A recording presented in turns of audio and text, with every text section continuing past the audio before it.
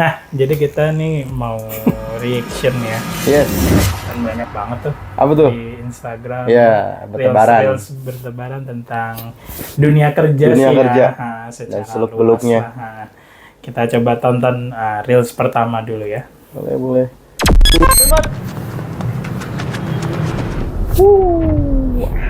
Cerit.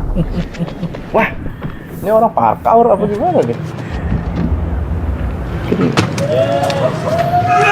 Ya. Oh, oke. Gimana tanggapannya nih?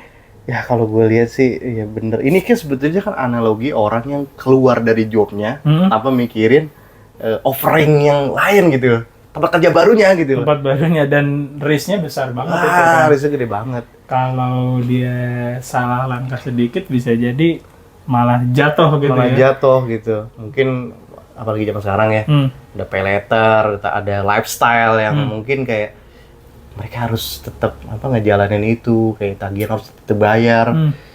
Ya, kalau misalkan nggak dapet, ya kan kita nggak bisa bayar tagihan, Pak. Benar-benar. Dikejar-kejar kita sama debt collector gitu kan. Iya. Jadi sebenarnya memang feelingnya itu mungkin adrenalinnya naik gitu kan. Ketika kita resign dari tempat yang toxic gitu kan. Itu seneng gitu. Tapi sebenarnya risk di belakangnya juga banyak ya. Jadi sebenarnya kalau menurut gue sendiri, ini nggak salah dilakukan, tapi ada yang lebih bijak lagi. Ada yang lebih bijak lagi gitu. Ini kita nggak ngejudge ini salah atau misalkan kalian ada di kerja posisi di tempat itu, yang toxic kayak gitu kan. Enggak salah kalian keluar karena mungkin mental health kalian lebih penting gitu kan. Karena udah mengganggu kehidupan di rumah dengan keluarga, dengan teman. Udah sampai anxiety, nggak bisa tidur sampai jam 3 malam. Tidur, ya jadi penyakitan gitu kan. Asam lambung mungkin biasanya penyakit. Asam lambung, betul. Jadi sebenarnya kita nggak ngejudge dan itu menurut gue ya personally itu nggak salah gitu. Tapi kalau mau cara yang lebih bijak gitu kan untuk keluar dari toxic job ya kalian udah mempersiapkan sebelum keluar itu, entah itu tabungan, entah itu pekerjaan yang baru di tempat yang lain. Dan ada dana darurat gimana nih? Ya, biasanya kan dana darurat itu kita persiapkan kan. Takutnya kita kenapa-napa di depan sakit. Gitu kan. Jobless berkepanjangan untuk bisa bertahan hidup kan.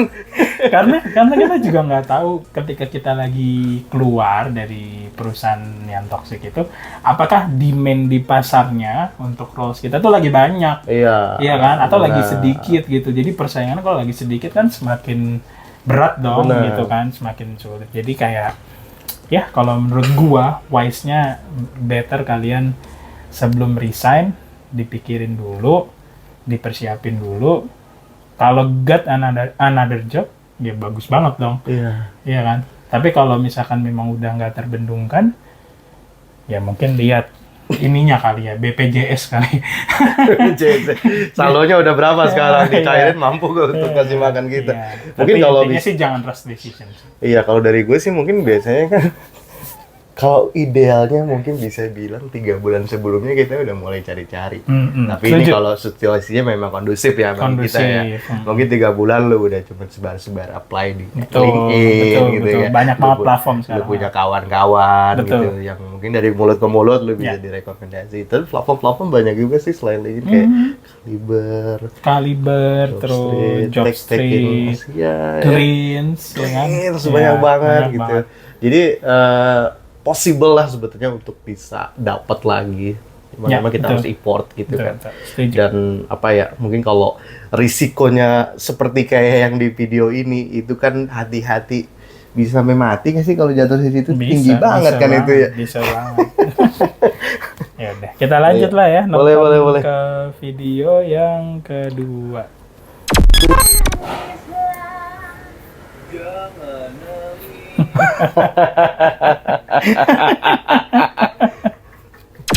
Ketika kamu tetap kerja di hari cuti bersama. Gue pernah tuh kayak gitu tuh. Pernah ya? Waktu gue masih di servis. Karena kan servis kan kita nggak ngelihat hari tanggal merah ya. Tetap kerja terus melayani pelanggan kan. Jadi, aduh gue kadang-kadang sedih banget sih ya. Yang namanya lagi hari raya, malam takbir gue masuk. Oke. Iya, jadi kayak ya kalau kita cuti kita nggak bisa karena kita harus rolling sama teman sekawan juga kan. Ya. Ya kan, kita berebutan cuti kan Iya. gitu. Ya bos kita sih paling bilang, ya kamu kalau misalnya orang servis kan kamu harus melayani, harus ya melayani kapan saja, customer experience. Terpenting. Yang penting customer first. Tapi lo nggak penting kayaknya. Ya itu sih, benar. Problemnya itu sih. Ya. Ya menurut gue sih sebenarnya suatu usaha itu nggak bisa dinilai dari service satisfaction-nya doang ya gitu. Kan karena bergerak di bidang service gitu kan. Tapi banyak faktor lainnya ya, contoh employee satisfaction, Iya. kan? Kebahagiaan employee itu sangat penting. Mungkin memang kita bisa bilang di Indonesia setengahnya sudah cukup oke, mungkin di corporate or banking yang besar ya, itu sudah cukup oke untuk masalah cuti dan lain-lain gitu. Bahkan dulu di tempat kerja gua dulu itu ada aturan kalau lagi cuti nggak boleh bawa laptop or dihubungin sama sekali. Bagus tuh kalau gitu. Ya, itu mungkin di setengahnya sudah seperti itu, tapi di setengahnya yang lain kita harus tetap ready on call kalau ada masalah. Jadi kayak memang Indonesia belum sampai ke situ ya. Belum semature itu. Belum. Tapi mungkin para bos-bos juga jangan sampai berpikiran bahwa karena lapangan kerja sedikit, kalian merasa lebih tinggi kastanya ketimbang kita yang di bawah lagi nyari kerjaan susah. Sehingga yang kayak gini, yang tadi lo bilang, employee satisfaction, employee happiness, wellness, itu jadi gak terpikirkan. Nanti bosnya malah bilang gini, lu kan udah gua kasih kerjaan, lu gak lihat yang di luar susah tuh nyari kerja. Jangan sampai kayak gitu deh. Ya. Kita pikirin juga gue nya sebagai karyawan gitu yang Mungkin kalau pemikirannya kayak gitu itu seperti ini ya, penjajahan. penjajahan kolonialisme Slave gitu baru ya. jadi slave. Sebenarnya kan membedakan antara slave dengan employee itu ada sisi di mana kita dibayar gitu kan, kita dibayar dan kita Dimanusiakan. dimanusiakan, diapresiasi dengan baik gitu. Kalau tadi pernyataan bos yang seperti itu artinya nggak memanusiakan manusia. Mending ke laut aja gitu. nggak sih kayak gitu? Iya, dan itu nggak bisa dibilang mutual benefit gitu. Kita butuh uang betul dari kerja gitu. Tapi kita bukan slave. Ya kan, kita nggak berhak untuk diperlakukan seperti itu. Karena gitu. kita simbiosis mutualisme, saling menguntungkan. Saling menguntungkan. Kita butuh kerja, mereka juga butuh resource dari kita Betul. untuk melengkapi. Bisa mengejar target-target perusahaan. Betul. Jadi ya. Iya. Ada video lagi nggak sih? Ada nih satu lagi terakhir nih. Wah, ini gue tahu nih Undertaker nih versus Steve Austin. Steve Austin. Tapi Stone Cold ya. Ternyata Jadi nih ekspektasinya employee yang ngerasa underpaid gitu kan, udah ngarepin ada bonus nih, ada bonus. At the end of the day ternyata cuma pizza party. Gitu. Gimana tuh tanggapannya? ya kalau gue sih mungkin perusahaan-perusahaan sekarang yang udah mature tuh biasanya dia punya kayak sistem penilaian sendiri nih.